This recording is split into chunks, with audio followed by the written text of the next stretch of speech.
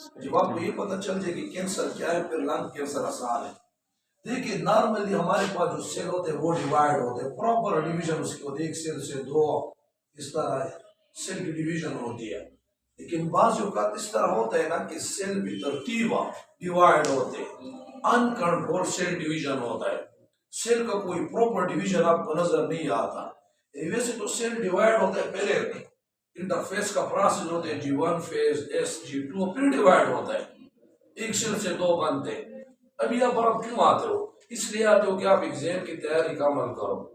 सही, आप तैयारी करोगे तो तभी जाके आप बोर्ड के एग्जाम से ही दोगे, और जो है इसके अलावा टेस्ट में अच्छी भी करोगे, परफॉर्मेंस आपका अच्छा होगा।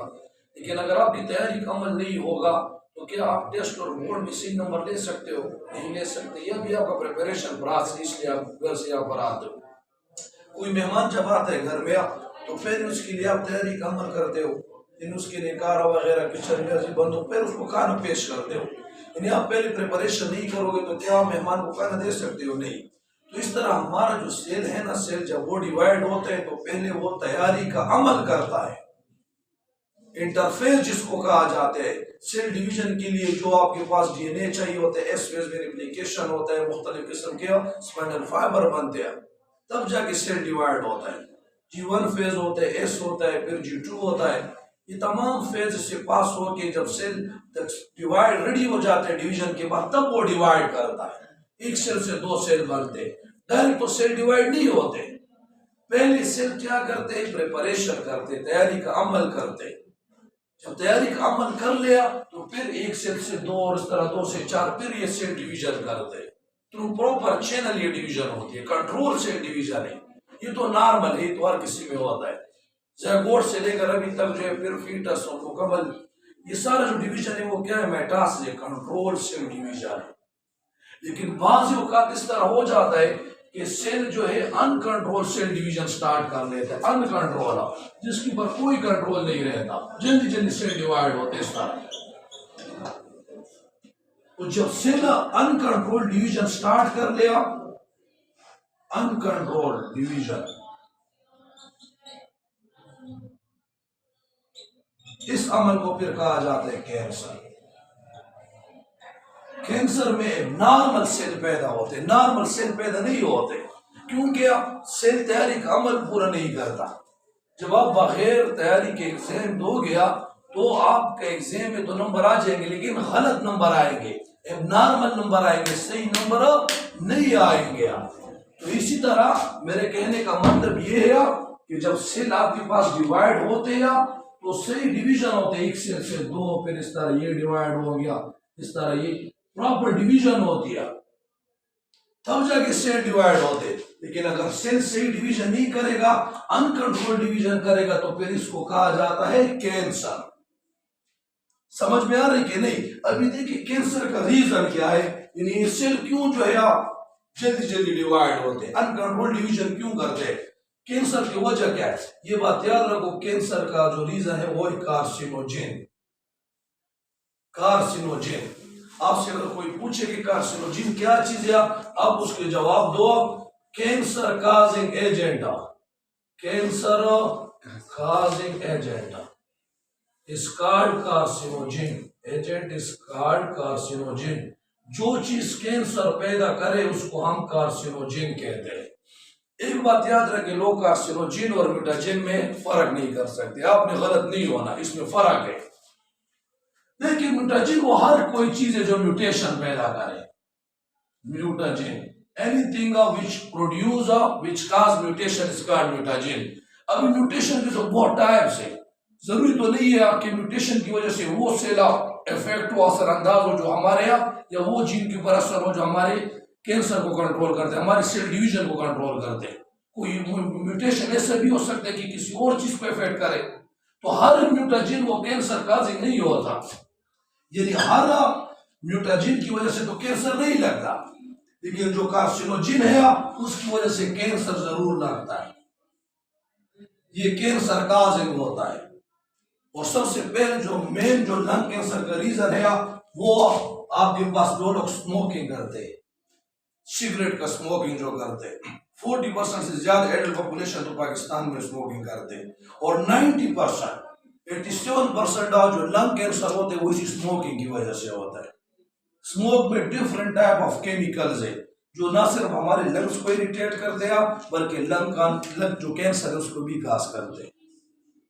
और सबसे अहम क्या है आपके पास स्मोक में आपके पास स्टार होता है, कार्बन मोनोऑक्साइड गैस होता है।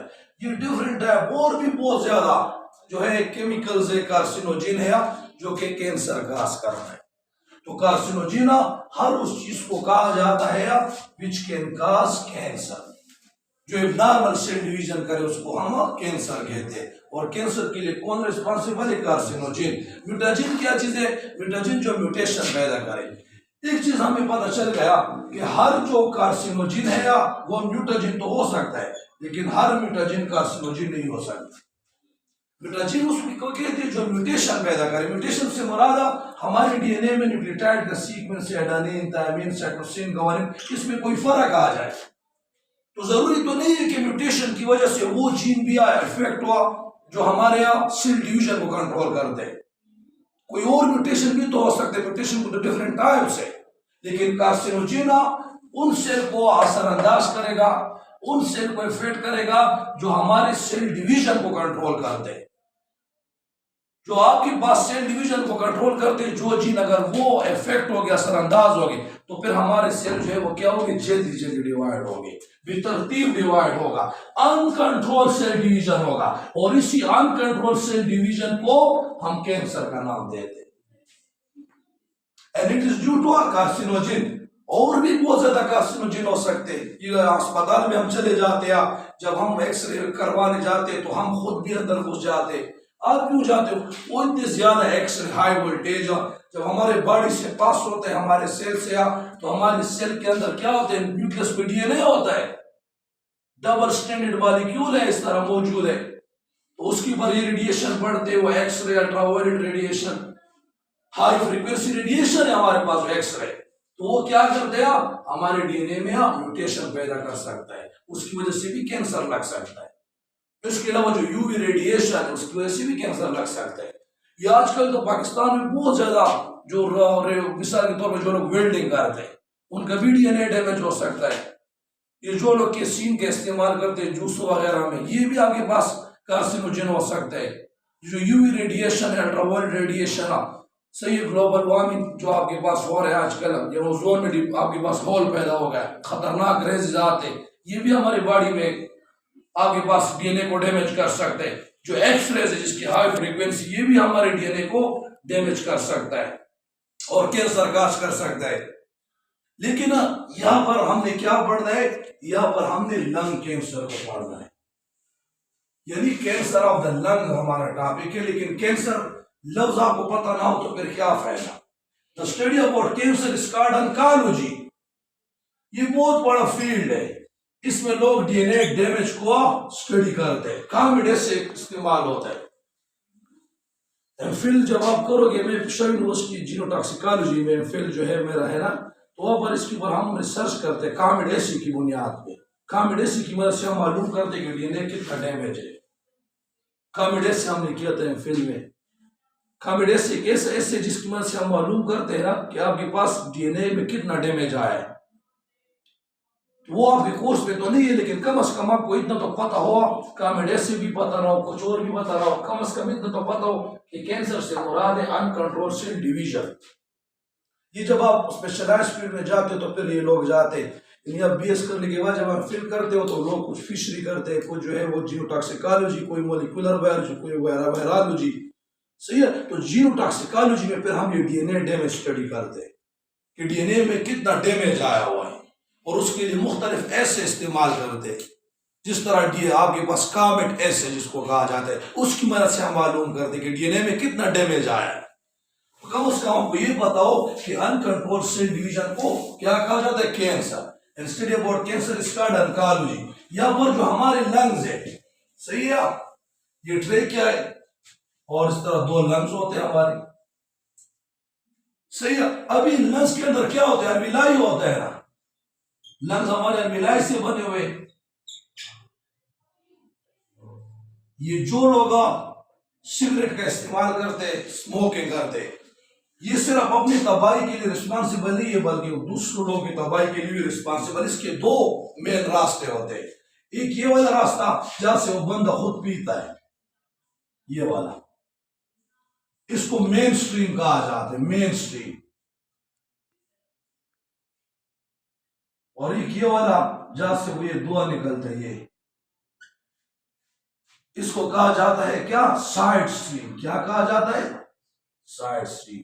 ये आदमी जो खुद पी रहा है, ये तो फिल्टर यहाँ पर लगा होता है, थोड़ा सा दुआ अपने लिए खींचता है, 5%, 80% से ज्यादा दुआ तो यहाँ पर छोड़ रहे हैं माहौल में। इसको पैसिव स्मोकिंग कहा जाता है। यानी इस साइड स्ट्रीम से जो स्मोक निकल रहा है, जो धुआं निकल रहा है, और यहाँ पर इधर जितने भी लोग हैं ये धुआं वो भी इनहेल कर रहे हैं, उनको कैंसर की बीमारी लगा रहे हैं। ये खुद एक्टिव स्मोकर है, लेकिन एक्टिव स्मोकर से ज्यादा नुकसान पैसिव स्मोकर को हो रहा है। एक आदमी खुद सिगरेट पी रहा है, यहाँ पर तो इसने फिल्टर लगाया हुआ है, सिगरेट का ये वाला साइड तो मेन स्ट्रीम है, यहाँ पर तो फिल्टर मौजूद होता है, फिल्टर पेपर। ये नहीं कि सारा हवा बिल्कुल सही है वो अपनी तरफ खींचता है, ये भी गंदा हवा है, लेकिन आपके पास जो है कम से कम फिल्टर तो मौजूद है ना, सारा धुआं यहाँ पर माहौल में छोड़ रहे हैं। अक्सर गाड़ी में बैठे होते फैशन के लिए लोग सिगरेट लगाते, ये नहीं कहते कि आप खुद तो वैसे खराब हो, दूसरों को भी खराब कर रहे हो। यानी ये जो स्मोक हवा में जाएगा, माहौल में आएगा, क्या वो हमारे मौत और नोज के टूटने के और रंग में नहीं आएगा? तो स्मोक के अंदर तो कार्बन मोनोऑक्साइड है, तार है, खतरनाक किस्म के केमिकल है, कार्सिनोजिन है, कैंसर कहा जाएंगे। लेकिन उन लोगों को कौन समझाए कि कार्सिनोजिन क्या चीज है, लंग कैंसर क्या चीज है? तो इसलिए देखे इंसानियत वही चीज है कि आप अपने इर्द गिर्द माहौल को देखे कि आपकी वजह से तो क्या माहौल खराब तो नहीं है, निजाम ठीक है कि ठीक नहीं है। तो ये जो स्मोकिंग है ना, ये मेन रीजन जो लंग कैंसर के वो स्मोकिंग है।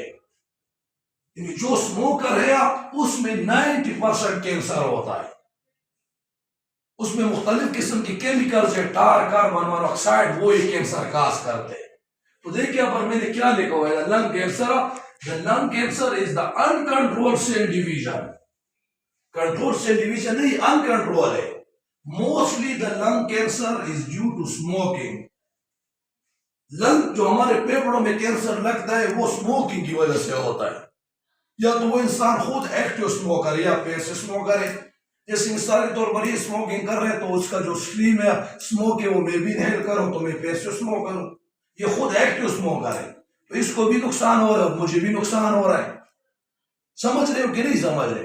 तो वो जो स्मोक जब हम अंदर लेते हैं वो क्या करते हैं, हमारा जो डीएनए है, लंग्स के अंदर तो सेल है, सेल के अंदर तो डीएनए है, उस डीएनए में म्यूटेशन क्रॉस कर लेगा, और फिर वो लंग के सेल क्या होते हैं, जल्दी जल्दी डिवाइड होते हैं, जल्दी जल्दी इस तरह नॉर्मल सेल बनते हैं, बेतरतीब डिवीजन शुरू कर देते हैं, जिसको कहा जाता है लंग कैंसर, कार्सिनोजिन। आप एक जबरदस्त लफ्ज है कार्सिनोजिन, देखिए ट्यूमर बनते हैं। कैंसर का लफ्ज आप जब भी सुनो ना तो कैंसर का मतलब क्या, रसोले का बने, ट्यूमर। इस तरह सवाल पूछा करे, जब नहीं आता तो इसमें शर्माने की जरूरत नहीं है। जिस लफ्ज की समझ ना आए ना उसे पूछा कर, जितना जरा सवाल करोगे तो मैं जवाब ज्यादा दूंगा। जब आप लोग कुछ पूछेंगे नहीं तो फिर इसमें मेरी क्या गलती है? सही है, ये मैं कॉलेज में भी कहता हूँ स्टूडेंट को कि जब आपके पास स्टूडेंट को मसला हो तो वो दरमियान में भी पूछा करे, क्योंकि असल लेक्चर वही फायदा करते हैं जब डिस्कशन हो, उसमें सवाल हो, क्वेश्चन हो। सही है, तो जब मैं कॉलेज में पढ़ाता हूँ तो उनको यही कहता हूँ कि आप जब लेक्चर के दौरान भी सवाल पूछा करें। तो देखिए ट्यूमर बनता है, कैंसर का मतलब ट्यूमर फॉर्मेशन, ट्यूमर फॉर्मेशन, रसूली का बनना। ये आप लोग कहते हैं ना कि रसूली इसमें बन गई, ट्यूमर बन गए, इसको ब्रेन ट्यूमर है, लंग ट्यूमर है, वो इसी कैंसर की वजह से बनता है। Oncology, study about cancer is called oncology. देखिए जब सेल डिवाइड होता है इस तरह, एब्नॉर्मल डिवीजन करते हैं, इस तरह डिवाइड होता है तो एक मास ऑफ सेल बन जाते हैं, एब्नॉर्मल मास ऑफ सेल बन जाते हैं, और ये जो abnormal mass of the cell है इसको कहा जाता है ट्यूमर। अब इस ट्यूमर के दो टाइप्स है, ये बात याद रखें। एक को कहा जाता है malignant tumour, malignant, malignant federal किताब में भी ये मेलिग्नेंट ट्यूमर का जिक्र है। और दूसरा है आपके पास बिनाइन ट्यूमर, बिनाइन ट्यूमर। अभी मैं आपको समझाता हूं कि मेलिग्नेंट ट्यूमर और बिनाइन ट्यूमर में क्या फर्क है। देखिए, एबनॉर्मल सेल डिवीजन से जो मास ऑफ द सेल बना, इसको आपने नाम दिया किस चीज का? ट्यूमर का। अभी ट्यूमर के दो टाइप्स है, एक मेलिग्नेंट और दूसरा बिनाइन। बिनाइन ट्यूमर इसे कहते हैं कि ट्यूमर एक जगह पे पैदा हो जाए, वो फिर हरकत नहीं करता, फैलता नहीं है, एक जगह पे रुका होता है, इसको कहा जाता है बिनाइन ट्यूमर। बिनाइन ट्यूमर मिसाल के तौर पर यहाँ पर पैदा हो गया तो फिर यहाँ पर ही रहता है, फिर हरकत नहीं करता। तो ऐसा ट्यूमर जो अपनी जगह पे रहे, हरकत ना करे, एक ही जगह पे रहे, ऐसे ट्यूमर को कहा जाता है बिनाइन ट्यूमर। ट्यूमर कैंसर की वजह से बनता है, एबनॉर्मल सेल डिवीजन है, और ट्यूमर का वो टाइप जो स्प्रेड ना हो, जो फैले ना, जो एक जगह पर रहे, उसको बिनाइन ट्यूमर कहते हैं। और दूसरा ये खतरनाक किस्म का ट्यूमर है, इसको कहा जाता है मेलिग्नेंट ट्यूमर। ये स्प्रेडिंग करता है। स्प्रेडिंग से मुरादा ये एक जगह से दूसरी जगह में फैलता है, फिर इसको कहा जाता है मेटास्टेसिस। मेटास्टेसिस से मुराद कि वो आपने सुना होगा कि इस मरीज का भी बचना नामुमकिन है, थर्ड स्टेज कैंसर है, उसके बदन में जब कैंसर फैल जाता है तो फिर इसको मेटास्टेसिस कहा जाता है, and stage of the cancer, chronic, उसका बचना नामुमकिन होता है। तो कहने का मतलब ये है कि बिनाइन ट्यूमर अपनी जगह पे रहते हैं, स्टेट का, लेकिन ये जो मेलिग्नेंट ट्यूमर है, ये एक आर्गन में पैदा हो गया, मिसाल के तौर पर हार्ट में पैदा हो गया, किडनी में पैदा हो गया, दिमागों में चला जाता है। दिमागों में ट्यूमर पैदा हो गया तो गुर्दों में आ जाता है, गुर्दों में है तो दिल में आ। ट्यूमर जब हरकत करता है, फैलता है, इसको कहा जाता है मेलिग्नेंट ट्यूमर। सर ये लंग कैंसर कौन से होते हैं? लंग में आपके पास ज्यादातर मेलिग्नेंट ट्यूमर बनते हैं, बिनाइन भी बनता है और मेलिग्नेंट दोनों बनते हैं। अगर मेलिग्नेंट बनेगा, मिसाल के तौर पर यहाँ पर लंग में बन गया मेलिग्नेंट ट्यूमर, मेलिग्नेंट, तो फिर क्या करेगा? ये ट्यूमर लंग से हरकत करके गुर्दों में भी आ सकता है, दिमाग में भी जा सकता है। और अगर बिनाइन ट्यूमर हुआ तो फिर वो लंग्स तक कन्फाइंड हो गया, पर लंग में रहेगा, फिर उसका इलाज भी आसान है। बिनाइन ट्यूमर का रेडिएशन उसे पास करो, या मिसाल के तौर पर केमिकल की मदद से उसको डैमेज करो, कीमोथेरापी जिसको कहा जाता है, रेडियोथेरापी, हाई फ्रीक्वेंसी रेडिएशन इसे पास किए जाते हैं। उन हाई फ्रीक्वेंसी रेडिएशन की मदद से जो ट्यूमर होता है, बिनाइन ट्यूमर, वो डैमेज हो जाता है, खत्म हो जाता है। या ड्रग्स दिए जाते हैं, एंटी कैंसर ड्रग दिए जाते हैं, सही, जिसको हम कीमोथेरापी कहते हैं, उसकी मदद से इस बिनाइन ट्यूमर को खत्म किया जाता है। उसका इलाज आसान होता है क्योंकि एक जगह पे स्टेटिक है, बस उसे रेडिएशन पास करो, हाई फ्रीक्वेंसी रेडिएशन, और उन रेडिएशन की मदद से उस ट्यूमर को डैमेज कर दो, खत्म कर दो।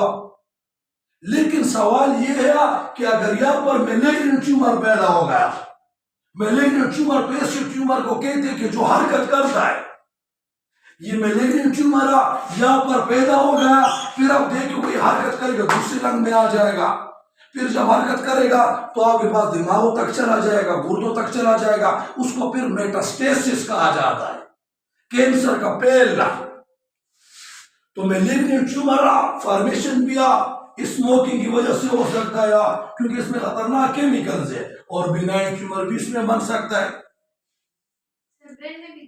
ब्रेन में भी दोनों हो सकते हैं, मेलिग्नेंट भी बन सकता है और बिनाइन भी बन सकता है। बिनाइन एक जगह पे रहेगा बस, उसको भी हम ड्रग्स वगैरह देते हैं, सही है, और ड्रग की मदद से उसको कीमोथेरापी की जाती है, केमिकल की मदद से, ड्रग की मदद से वो ट्यूमर को डैमेज किया जाता है, खत्म किया जाता है, या रेडियोथेरापी किया जाता है, रेडिएशन की मदद से उस ट्यूमर को खत्म किया जाता है।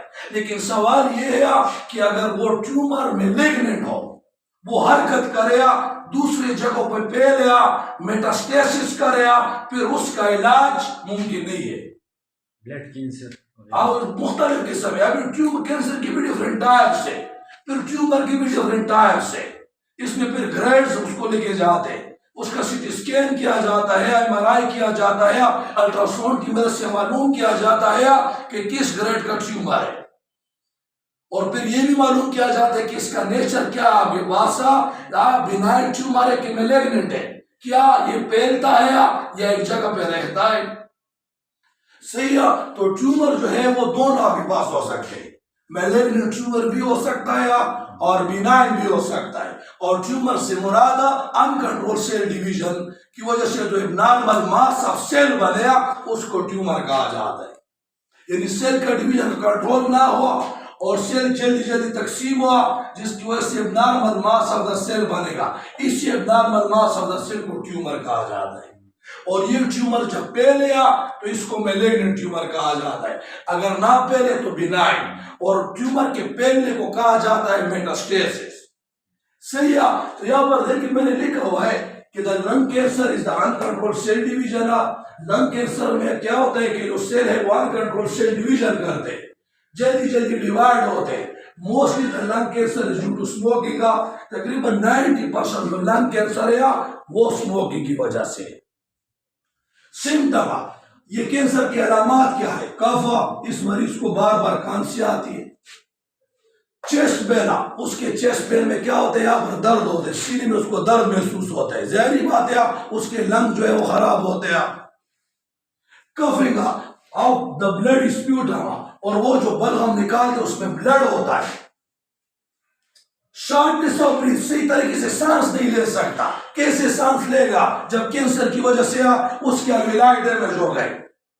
ये तो हमारे लंग्स है जिसकी मदद से हम ऑक्सीजन अंदर लाते हैं और कार्बन डाइऑक्साइड बाहर निकालते हैं। जब आपके लंग डैमेज हो गए या अलविलाई सही तरीके से काम नहीं करते तो जाहिर बात है शॉर्टनेस ऑफ ब्रेथ तो आएगा, सांस लेने में तो दुश्वारी हो गया। अच्छा, नमूनिया ब्रोंकाइटिस, ये जो आपके पास क्या है इस तरह पाइप में डिवाइड हो, इसको हम ब्रोंकस कह दिया। इस ब्रोंकस में जब इन्फ्लेमेशन पैदा हो जाएगा इसको ब्रोंकाइटिस कहा जाता है। ये बात याद रखिए, ये आइटस के अलावा जब पर भी आता है आइटस, इसका मतलब इन्फ्लेमेशन। जिस तरह हम कहते हैं हेपेटाइटिस, क्यों कहते हैं? क्योंकि हमारे लिवर को इन्फ्लेमेशन लगता है। हमारे लिवर के 8 साइड है, हेप्टा, हेप्टेन, जिस तरह आपने केमिस्ट्री में पढ़ा हुआ है, 7 को कहते हैं। लिवर के 7 साइड है। HCV वायरस की वजह से हमारे लिवर में इन्फ्लेमेशन पैदा हो जाता है, इसलिए इसको हेपेटाइटिस कहा जाता है। तो आइटस लफ्ज जहां पर भी आप सुनो उसका मतलब इन्फ्लेमेशन है। इन्फ्लेमेशन से मुराद एक जगह सुर्ख हो जाता है, जो जैसे सुर्शी पड़सूबू के अंदर दर्द की गया, इसको हम इन्फ्लेमेशन कहते हैं। सही है। तो लंग कैंसर के सिम्टम में नमूनिया भी इस मरीज को हो सकता है, ब्रोंकाइटिस भी हो सकता है। Swelling of the neck and face, उसमें स्वेलिंग नहीं आ जाते नेक और फेस में। वेट लॉस, उसका वजन भी कम होता है। एक तो जब इस मरीज का हम कीमोथेरापी करते हैं, रेडियोथेरापी या रेडिएशन इसे पास करते हैं, उसका इलाज भी ट्रीटमेंट भी बहुत सख्त है। उसका वेट बहुत कम हो जाता है, सारे बाल वगैरह गिर जाते हैं, क्योंकि यह हाईली इंटेंस रेडिएशन इसके बदन से पास किए जाते हैं। उन रेडिएशन की मदद से उस ट्यूमर को डैमेज किया जाता है। सही है। अच्छा, फैटीगा, और इसको दर्द भी महसूस होता है। देखिए अब कितने ज्यादा नुकसान आते हैं, किस वजह से? स्मोकिंग की वजह से। और अक्सर जो है जब मिसाल के तौर पर आप स्मोकिंग की वजह से लोग को दिखावा करते हो, कोई और काम कर लो, उस स्मोकिंग की वजह से ना आप सिर्फ अपनी जिंदगी तबाह करते हो तो दूसरों को भी खराब कर लेते हो। आने वाले नर्वस कंडीशन में टॉपिक आपको बताऊंगा, drug intolerance. Drug intolerance topic आ है नर्वस कंडीशन में। इससे मुराद ये कि इंसान पहले सिगरेट का इस्तेमाल करता है, फिर वो थोड़ा सा मजा वगैरह लेके फिर वो और चर्स हेरोइन इन चीजों की तरफ आइस की तरफ चला जाता है। उसे फिर खुशी इन चीजों से महसूस नहीं होगी, इसलिए तबाही है। सिर्फ अपनी तबाही नहीं बल्कि मुआशरे की तबाही है। पूरी सोसाइटी को आप खराब करते हो। मैंने आपको बताया ना कि जो साइड स्ट्रीम है साइड सबसे 85% से ज्यादा स्मोक इस साइड स्ट्रीम से निकलता है। और इस खतरनाक धुएं में खतरनाक किस्म के केमिकल्स होते हैं जो कि कैंसर को काज करते हैं। ये तो मेन स्ट्रीम है। मेन स्ट्रीम से यहाँ पर इसने फिल्टर लगाया हुआ है, खुद इसको नुकसान इतना नहीं पहुंचता, दूसरों को ज्यादा नुकसान दे रहा है। सही है। अच्छा, इसका ट्रीटमेंट क्या है? तो इसका ट्रीटमेंट है क्या? कीमोथेरापी यानी केमिकल ड्रग की मदद से इसका इलाज किया जाता है। जो ट्यूमर इसमें पैदा हो गया इसको ऐसे ड्रग दिए जाते, केमिकल दिए जाते ताकि उस ट्यूमर को खत्म करे। इसको कहा जाता है कीमोथेरापी या रेडिएशन। जो हाई फ्रीक्वेंसी रेडिएशन है वो बदन से पास किए जाते हैं और वो जो ट्यूमर होता है उसको डैमेज किया जाता है या उसको खत्म किया जाता है। सही है। शौकत खाना में ये सारे प्रोसेस इस तरीके से होते हैं, रेडियोथेरापी, कीमोथेरापी, ये सारे इलाज मौजूद है वहां पर। हाई जो आपके पास फ्रीक्वेंसी वाले रेडिएशन होते हैं इसके बदन से पास किए जाते हैं, उन रेडिएशन की मदद से जो ट्यूमर होता है उसको डैमेज किया जाता है। समझ में आ रही कि नहीं? अच्छा, सर्जरी, बाज़ औक़ात अगर ट्यूमर आपके पास जो है वो फैल रहा है या ट्यूमर जो है वो कीमोथेरापी, आपने उसको केमिकल दिया, ड्रग दिया, उसकी मदद से वो खत्म नहीं हो रहा, रेडिएशन की मदद से भी खत्म नहीं हो रहा, तो फिर उसकी सर्जरी की जाती है। सर्जरी के थ्रू जो है वो ट्यूमर को रिमूव किया जाता है, चाहे मैलिग्नेंट हो चाहे बिनाइन, उसको रिमूव किया जाता है। लेकिन ना इलाज टाइम पे जरूरी है। बाज़ औक़ात ये बात भी याद रखे, यहाँ पर तो नहीं लिखा हुआ आपकी किताब में, लेकिन फेडरल किताब में लिखा हुआ है, तो इसलिए मैं भी लिखता हुआ, न्यूमोनेक्टोमी, न्यूमोनेक्टोमी ये की जाती है, न्यूमोनेक्टोमी। अभी आप कहोगे न्यूमोनेक्टोमी क्या चीज है, किताब में तो नहीं है, किताब में नहीं लेकिन फेडरल में तो है। न्यूमोनेक्टोमी से कहते हैं कि जिस हिस्से को लंग कैंसर लगे, यानी लंग के जिस हिस्से को कैंसर लगे, मिसाल के तौर पर यहाँ पर कैंसर लगा इस हिस्से को, इससे पहले कि ये लंग कैंसर पहले और पूरे लंग्स को खराब करे, तो इस हिस्से को काटा जाता है इस तरह, इस लूप को, इस प्रोसीजर को कहा जाता है न्यूमोनेक्टोमी। ये पी साइलेंट है, न्यूमोनेक्टोमी। इस न्यूमोनेक्टोमी में जिस जगह पे ट्यूमर बना है, जिस जगह पे कैंसर है, उसको सर्जरी के थ्रू काटा जाता है, रिमूव किया जाता है। इस प्रोसीजर को न्यूमोनेक्टोमी कहा जाता है। आपकी किताब में सिर्फ ये गिवन है कि केमिकल ड्रग की मदद से वो ट्यूमर को खत्म किया जाता है, रेडिएशन की मदद से उस ट्यूमर को खत्म किया जाता है, सर्जरी की जाती है, उस ट्यूमर को खत्म किया जाता है, या न्यूमोनेक्टोमी भी की जाती है, ताकि जिस हिस्से को कैंसर लगा हुआ है, लंग के जिस हिस्सा जो है मुतासिर है, इफेक्टेड है, उसको काटा जाए। ऐसा ना हो कि मेटास्टेसिस हो जाए, कैंसर बदन में फैल जाए।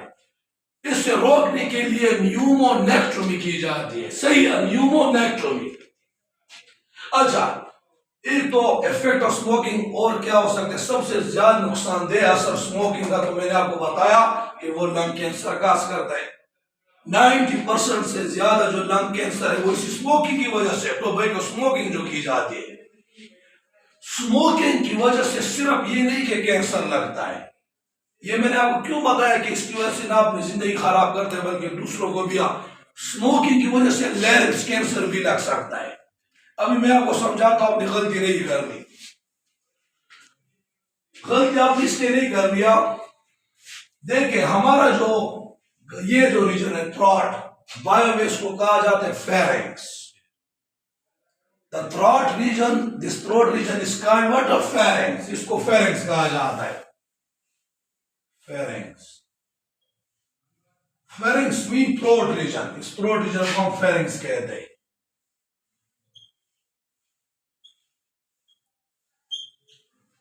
Throat region is called pharynx. इस फेरिंग्स में 3 नालियां है। एक नाली जो है वो खुराक के लिए, हवा के लिए, इसको विंड पाइप कहा जाता है, ट्रेकिया। यानी ये जो हमारा फेरिंग्स यहाँ पर एक नाली है जिसको ट्रेकिया कहा जाता है, इसकी मदद से मैं हवा लेता हूं अंदर, ऑक्सीजन। वो ट्रेकिया पे डिवाइड होते हैं लंग में, एक लंग यहाँ पर है और एक यहाँ पर है। दूसरी नालियां इस थ्रोट रीजन में आपके पास है, उसको कहा जाता है फूड पाइप, फूड पाइप या एसोफेगस जिसे कहा जाता है। अभी चूंकि मिड जाएगी इसलिए मैं यहाँ पर जगह थोड़ा सा नहीं है, लेकिन फिर भी एसोफेगस। ये देखिए यहाँ पर ये जो ट्रेकिया और ये आपके पास फूड पाइप। ट्रेकिया का जो नीचे वाला हिस्सा, ये सबसे नीचे, इसको कहा जाता है लैरिंक्स। लैरिंक्स किसे कहा जाता है, वॉइस बॉक्स, जिसकी मदद से हम आवाज पैदा करते हैं। दोबारा जो थ्रोट रीजन है इसको कहा जाता है फेरिंक्स। यहाँ पर 3 किस्म के नालियां हैं। एक वो नाली जिसकी मदद से हम हवा लेते, विंड लेते, इसको कहा जाता है विंड पाइप। एक वो नाली जिसकी मदद से हम खुराक लेते, जिसको कहा जाता है फूड पाइप या एसोफेगस। और ट्रेकिया का नीचे वाला हिस्सा गया, इसको कहा जाता है लेरिंक्स। यहाँ पर इस तरह वो कर्कार्ड होता है, रबर लाइक वो कर्कार्ड, जिसका काम है साउंड प्रोडक्शन। तो मतलब ये हुआ कि हमारे स्फेरिक्स में 3 किस्म की नालियां हैं। एक आवाज के लिए, साउंड प्रोडक्शन के लिए, जिसको लैरिंक्स कहा जाता है। दूसरा जो पाइप है वो खुराक के लिए, जिसको एसोफेगस या फूड पाइप कहा जाता है। और तीसरा किसके लिए? हवा के लिए, जिसको विंड पाइप या ट्रेकिया कहा जाता है।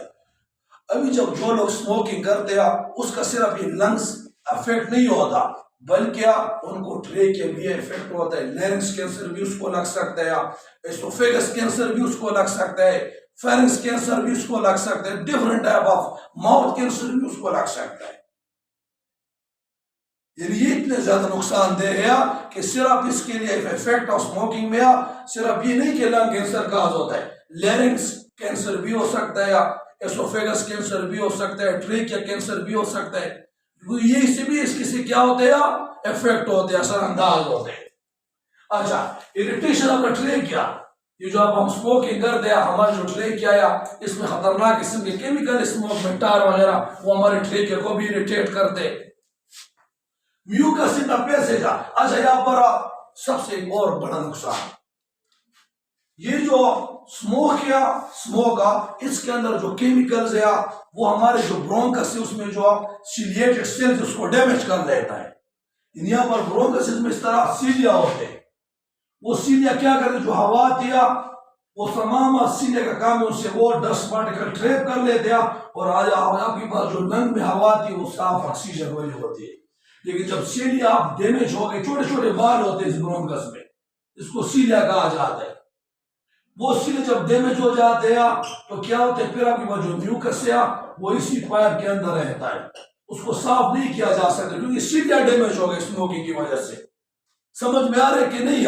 तो म्यूकस क्या हो जाते, फिर जमा हो जाते हैं। तो एक और इफेक्ट ऑफ स्मोकिंग क्या है कि स्मोकिंग में जो आपके पास केमिकल्स होते हैं वो हमारे जो सीलिया होते हैं ब्रोंकस में उसको भी डैमेज कर देता है, जो इंटरनल सीलिएटेड सेल्स होते हैं उसको भी डैमेज कर लेता है। इसलिए तो फिर इन मरीजों को एम्फाइसीमा और निमोनिया की बीमारी भी हो जाती है स्मोकिंग की वजह से। ये जो एम्फाइसीमा बीमारी है अब इसके बाद पड़ेगा वो किसकी वजह से? मेनली स्मोकिंग की वजह से। वो तो कोई इंफेक्शन डिसऑर्डर नहीं है एम्फाइसीमा, उसमें तो क्या होता है हमारे जो लंग्स के अलविलाई वो टूट जाते हैं, ब्रिटल हो जाते हैं, हमारे लंग्स का जो सर्विस एरिया वो कम हो जाता है। किस वजह से? पोल्यूशन की वजह से या स्मोकिंग की वजह से। तो स्मोकिंग के इफेक्ट अगर में शुरू हो जो खत्म ही नहीं होते।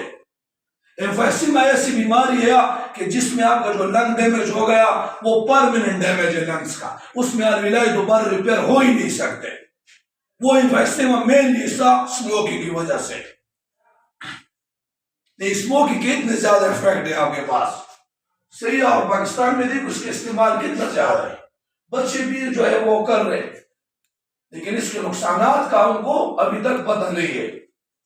सर ये एल्विलाई जब खराब हो जाते हैं, डैमेज हो जाते हैं, बाद में सही होती नहीं होते ना, सही तो मुसीबत है। जो एल्विलाई डैमेज हो जाए वो दोबारा रिपेयर नहीं हो सकते, एम्फीसीमा में नहीं होते। सिर्फ स्मोकिंग जब आप स्टॉप करोगे ना उसका फायदा ये होगा कि आपके लंग्स के मजीद एल्विलाई डैमेज नहीं होंगे, आपका लंग मजीद डैमेज नहीं होगा। जो डैमेज आपको स्मोकिंग की वजह से हो गया वो तो हो गया, मजीद डैमेज से बचने के लिए ताकि मजीद अलविलाई जो है वो ना टूटे खराब ना हो तो स्मोकिंग वो लोग स्टॉप कर लेते।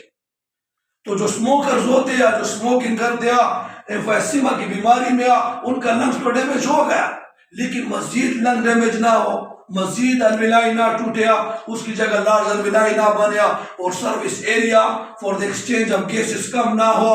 इसलिए उसे चाहिए कि वो आपके पास क्या करे, अपनी स्मोकिंग को स्टॉप करे। तो स्मोकिंग को स्टॉप करेगा तो मजीद अलविलाई डैमेज नहीं होंगे, मजीद आपके पास लंग डैमेज नहीं होगा। तो इफेक्ट ऑफ स्मोकिंग में तो मेरे नजदीक सबसे खतरनाक बीमारी एम्फाइसीमा भी है। इसमें इसमें in emphysema the permanent damage to the alveoli of the lung occur. The alveoli are brittle. alveoli जो brittle होते हैं, टूट जाते हैं. Small alveoli are replaced by large alveoli. Small alveoli की वजह से आपकी जगह large alveoli आ जाते हैं, तो लंग्स का जो सर्विस एरिया है वो कम हो जाता है. तो एक्सचेंज ऑफ गैस तो आपके पास सर्विस एरिया पे डिपेंड करता है.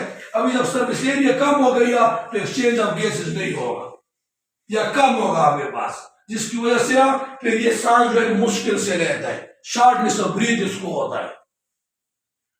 सही है. तो देखिए एक्युमुलेशन ऑफ पॉइजन सब्सटेंस, ये जो स्मोक है उसमें मुख्तलिफ किस्म के टॉक्सिक पॉइजन सब्सटेंस होते हैं, वो भी आपके लंग में एक्युमुलेट होंगे.